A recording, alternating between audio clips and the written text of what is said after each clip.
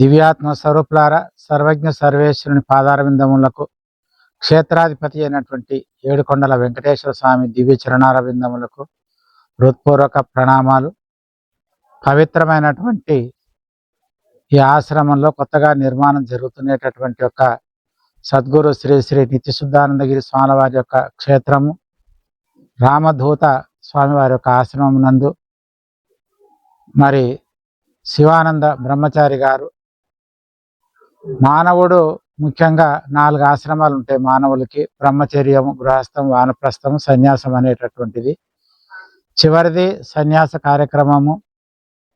ఈ యొక్క సన్యాసం అనేది సశాస్త్రీయంగా తీసుకోవడం అనేది అందరికీ సాధ్యపడేటటువంటిది కాదు. చాలామంది రకరకాలుగా సన్యాసాన్ని తీసుకుంటారు. విహితాన కర్మణ విధిన పరిత్యాగ సన్యాసం అని శాస్త్రం చెప్తుంది. మానవునికి విధించినటువంటి యొక్క కర్మలు ఏవైతే ఉన్నాయో వాటిని శాస్త్రపూర్వకంగా వదిలిపెట్టడం ఏదైతే ఉందో అదే నిజమైన సన్యాస కార్యక్రమము. మరి ప్రతి మానవుడు 4 ఆశ్రమాలు ఆచరించవలసి ఉంటుంది: గృహస్థము, వానప్రస్థము, సన్యాసం అనేటటువంటివి. చివరిది సన్యాసం అనేటటువంటిది మానవుని ఉద్ధరించేటటువంటి యొక్క సన్యాసాశ్రమము. అలాంటి సన్యాసాశ్రమాన్ని మరి సద్గురుల ద్వారా మరి శాస్త్రోక్తంగా అన్ని కర్మలు, ఈ 3 రోజుల కార్యక్రమాలలో రకరకాల కర్మలు ఉంటాయి. ఇందులో మొట్టమొదటి రోజు ఇవాళ 3 రోజుల కార్యక్రమంలో త్రయాణిక కార్యక్రమంలో మొదటి రోజు తీర్థయాత్ర కార్యక్రమాన్ని పూర్తి చేయడం జరిగింది.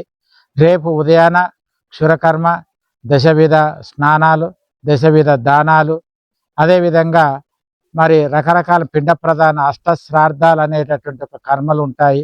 వీటన్నిటిని కూడా సన్యాసం చేయడమే. అంటే శాస్త్రం ఏ విధంగా అయితే మనకు శాస్త్రం చెప్పిందో ఆ విహితాన్ని అనుసరించి, శాస్త్రాన్ని అనుసరించి కర్మలు వదిలిపెట్టడమే నిజమైనటువంటి ఒక సన్యాస కార్యక్రమము. మరి శివానంద బ్రహ్మచారి గారు చక్కగా చిన్నప్పటి నుంచే మరి బ్రహ్మచర్య ఆశ్రమంలో ఉంటూ షాద్నగర్ ఆశ్రమంలో మరి అక్కడ చక్కగా వేదాధ్యయనాన్ని చేసి, తర్వాత తిరుపతిలో కూడా విద్యాభ్యాసాన్ని మరి కేంద్రీయ విద్యాపీఠంలో చక్కగా శాస్త్రాధ్యయనం చేసినారు. తర్వాత గంగాపుర ఆశ్రమంలో అక్కడ మరి కార్యదక్షుడిగా ఉండి మరి అన్ని కార్యక్రమాలు నిర్వర్తిస్తూ ఎంతో శ్రద్ధాసక్తులతో ఉండినటువంటి వాడు. నిత్యశుద్ధానంద స్వామి వారికి చాలా ప్రియ శిష్యులలో మొదటివాడుగా గణింపదగినటువంటి వాడిగా పేరు పొందినాడు. అలాంటి ఆయన మరి చిన్న వయసులోనే మరి యొక్క సన్యాసాన్ని స్వీకరించి ఇంకా దేశోద్ధారకులుగా ఆదర్శవంతమైనటువంటి జీవనాన్ని గడపాలని ఈ యొక్క సన్యాసాశ్రమాన్ని స్వీకరిస్తున్నారు.